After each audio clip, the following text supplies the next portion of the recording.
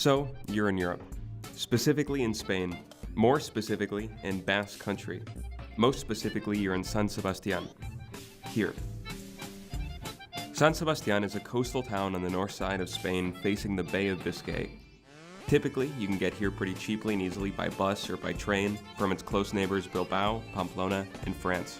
Today we'll be walking around San Sebastián and visiting its 3 beaches, this one, and this one. We'll also be visiting here, going up there, and walking a little bit around this place here, which is known as the Old Town. Okay, right off the bat, the very first thing any sane landlocked peasant like myself would do is to head to the closest beach for a glimpse of the vast, infinite Atlantic. Yeah, this one here.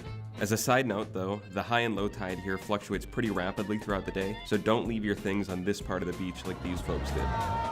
San Sebastián in the summer is of course filled to the brim with Spanish and French and British tourists in the mood to catch some sun, but throughout the whole year it's filled with foodies. San Sebastián is huge on what the Basques call gastronomy. They have more Michelin stars per square foot than in any place in the world except Kyoto.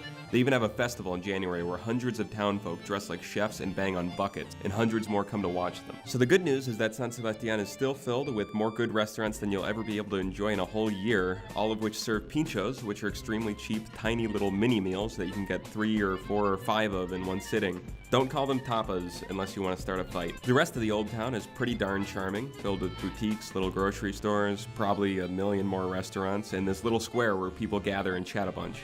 Basque Country, additionally, is one of the few places in Europe where wearing a beret and carrying a baguette does not inherently make you look French. One of the cheaper joys in San Sebastián is getting a bottle of the distinctive Basque cider and drinking it among friends, or alternatively by yourself, on the beach. I usually take it to the water and enjoy a delicious, refreshing, and I forgot to get it open. Forget about the cider and climb the main hill in San Sebastián. Head by this church, take a left, pet this dog, and when you see these stairs, start to climb and climb some more. Curse the trees for blocking your view, climb some more, climb a little more, get lost in nature. Swat away some bugs and snap back into reality, climb some more, almost get there, take the final steps, and okay, cool, you did it. This is the best view of San Sebastián. Remember to celebrate with some cider. Realize you still don't have a corkscrew. Climb back down, defeated. All right, start heading towards the west side of the beach.